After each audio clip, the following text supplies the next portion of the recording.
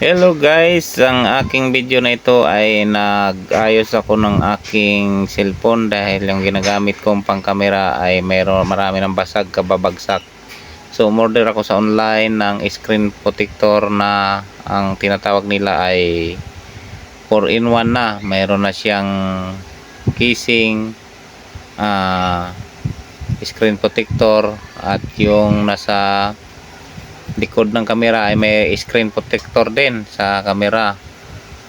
Ayan, at saka yung may tali pa. So hindi nasama dyan sa video guys ang tali. So ngayon guys, binaklas ko na yung lumang screen protector dahil marami ng basag. At meron palang pamunas dyan guys na 1 and 2. So ang unang pamunas ay may basa-basa siya, ipunas mo sa screen, at yung pangalawa ay tuyo.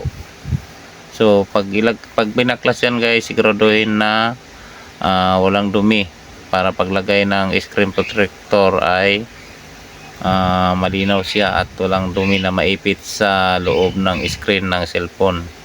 So yan naman guys, yung ano na ito ay totally napanood ko lang din naman sa mga mall pag nagpapagawa ako ng cellphone, kaya ginawa ko na lang din at nag-order ako sa online kasi mas mura.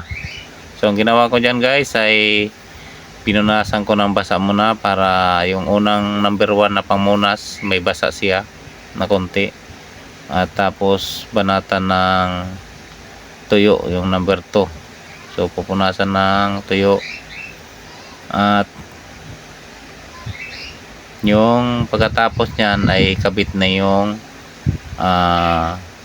screen protector. So nabibili ko lang pala guys sa online yan ng 150.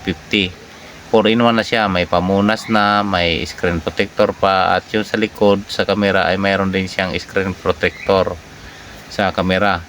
Ay mayroon din siyang protector ng camera para hindi magasgasan. Kung in case na magasgasan, yung protector lang ng camera ang magagasgasan at pwede na uling palitan. So yan guys ay nabili ko lang sa online yan. So i-search lang sa online sa mga kung anong online na bibilhan nyo. Ay halimbawa kung anong unit mo, sa akin ang unit ko ay Tecno Camon 30, kaya yan ginawa ko yan guys, in order ko at nakita ko 150 lang, kasi kung sa mall ka magpagawa kagaya sa akin na alanganin ang pera ay mahal. Ang screen protector na lang ay maabot na sa 250 or 200. Tapos yung casing pa o housing, yung cover ng cellphone ay maabot din ng 300 hanggang 250. Matatawaran mo na 250. So nakasave na dahil yan guys ay 4-in-1 na. Mayroon na siyang housing at screen protector at may tali pa. So yan guys, sinasinta ko na yan ang screen protector na bago. Subalit hindi magandang pagkasinta, kaya aking itinuklap uli at hindi na pantay. So may kasama rin pala guys na pang-guide yan kung pampamantay, kaso inapura ko kasi paggawa at hindi ko inalign. So mahirap pala yan guys pagka hindi mo masyadong malain, baka pag tuklap mo ay mabasag siya kasi parang bubog ang pagkadating ng pagkanyang sistema ng screen protector. So nagsablay ang aking paggawa dyan guys, kaya tinuklap ko ulit din ang daan ko at hindi ko kasi ginamitan ng pang guide. Ayan guys, na medyo mahirapan ang pagtuklap dahil ingatan para di mabasag. Kaya kung kayo guys ay mag-aral-aral na kagaya ginawa ko, ay kailangan i-sure ball ang pagkabit. Kaya guys sa akin dyan ay hindi na sure ball, ay naulit-uli, hindi pantay. So hindi maayos ang paggagawa ko. Kaya yan guys, binaklas ko naman uli at asintahin ko ng maayos dahil hindi maganda ang pagkakabit. So kailangan guys pagkabit pala niyan ay hindi maano yung likod ng fingerprints, dapat malinis. At yan ang ganyang sistema, ang pagkakabit ay sureball na yan guys ng pagkakabit ng screen protector. Kasi pag nabagsak-bagsak, ayan ang unang nababasag at hindi yung screen. So kaya iningatan ko na yan guys, dahil yan ang ginagamit ko ngayon ng pang camera sa aking vlog. At yung dati kong Oppo ay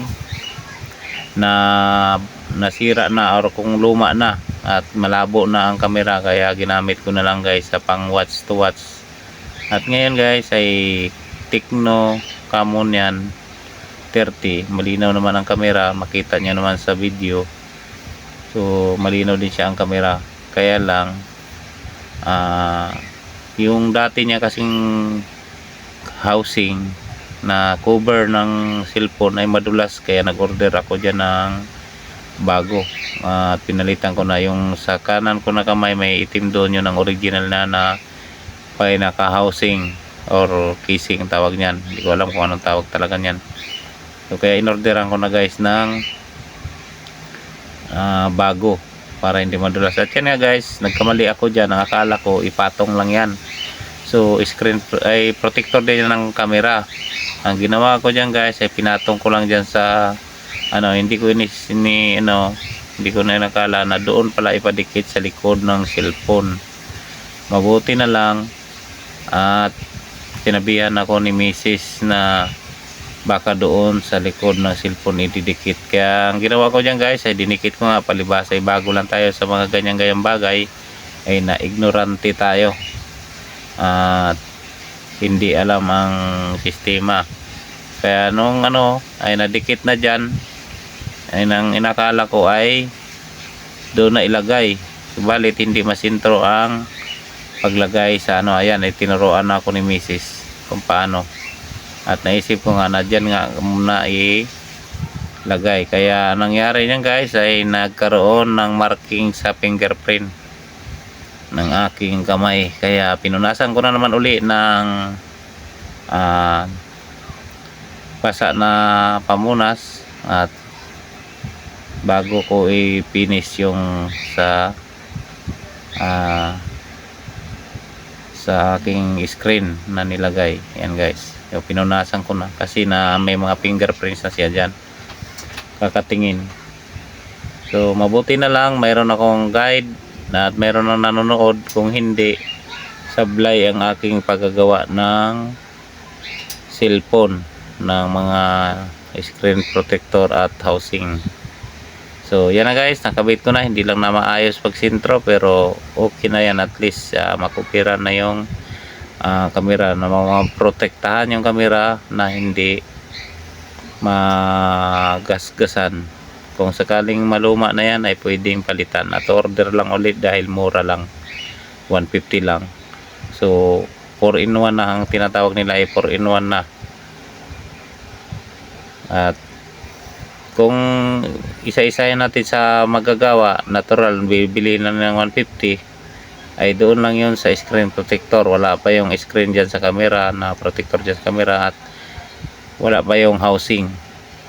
So kaya nakasave ako dito guys sa aking ginawa, at maayos naman at gumagana, at yung camera ay okay rin naman, na-testing ko na. So pagkabit ko dyan guys, medyo masikip, kaya hinilot-hilot ko na lang kung paano magkasya, pero okay naman siya, tama lang siya. At medyo matigas-tigas pa ang gilid ng cover ng cellphone dahil bago pa. So hanggang dito na lang guys, at maraming salamat sa mga nanonood sa aking munting experience sa paggagawa ng cellphone or sa pag-aayos ng cellphone ng screen protector.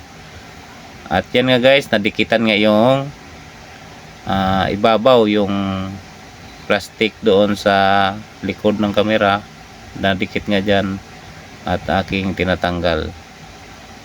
So ayan guys, okay na, at pwede na naman uli magamit ng maayos, or ingatan na lang uli na hindi mabagsak para hindi gagastos ng malaki. See you next video. Bye bye, thank you.